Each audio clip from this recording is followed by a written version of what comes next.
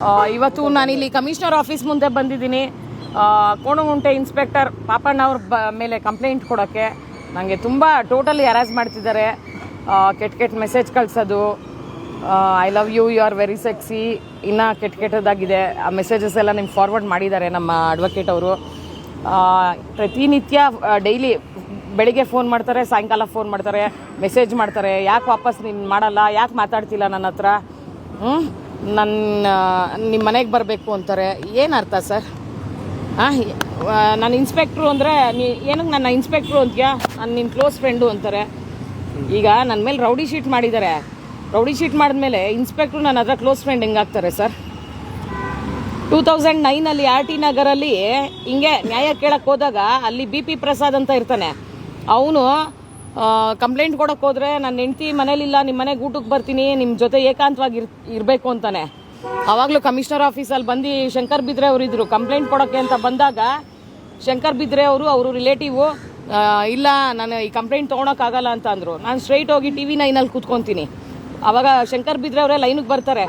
ಏನಿದು ಇಷ್ಟು ಚಿಕ್ಕ ಇಶ್ಯೂ ಇಷ್ಟು ದೊಡ್ಡದು ಮಾಡ್ತಿದ್ದೀರಾ?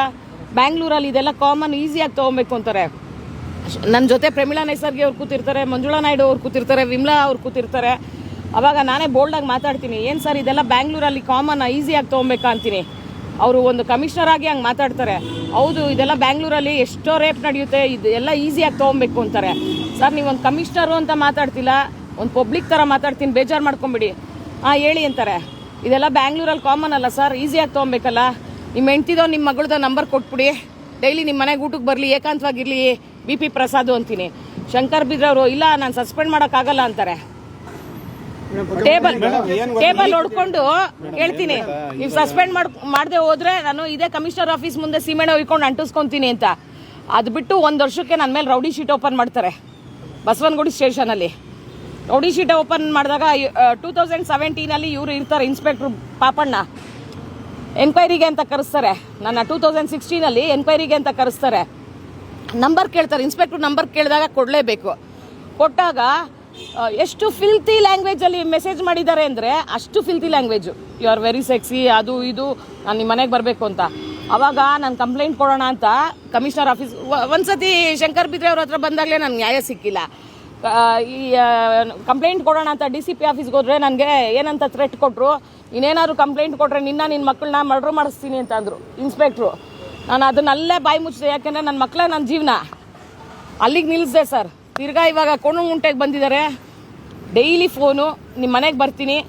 ಏನು ಸರ್, ಒಂದು 3 ಮಂತ್ಸಿಂದ ಫೋನ್ ಕಂಟಿನ್ಯೂಸ್ ಆಗಿ ಮಾಡ್ತಾನೆ ಇದ್ದಾರೆ, ಮೆಸೇಜ್ ಮಾಡ್ತಾನೆ ಇದ್ದಾರೆ. ಯಾಕೆ ಫೋನ್ ಮಾಡಲ್ಲ? ನಿಮಗೆ ರೆಕಾರ್ಡ್ ಕಳಿಸಿರ್ತಾರೆ ನಮ್ಮ ಅಡ್ವೊಕೇಟ್ ಅವರು. ಯಾಕೆ ಫೋನ್ ಮಾಡಲ್ಲ, ಯಾಕೆ ಮೆಸೇಜ್ ಮಾಡಲ್ಲ? ನಿಮ್ಮ ಮನೆಗೆ ನಾನು ಊಟಕ್ಕೆ ಬರ್ತೀನಿ, ನಾನು ಚಿಕನ್ ಮಾಡ್ತೀನಿ, ನಾನೇ ನಿಂಗೆ ತಿನ್ನಿಸ್ತೀನಿ.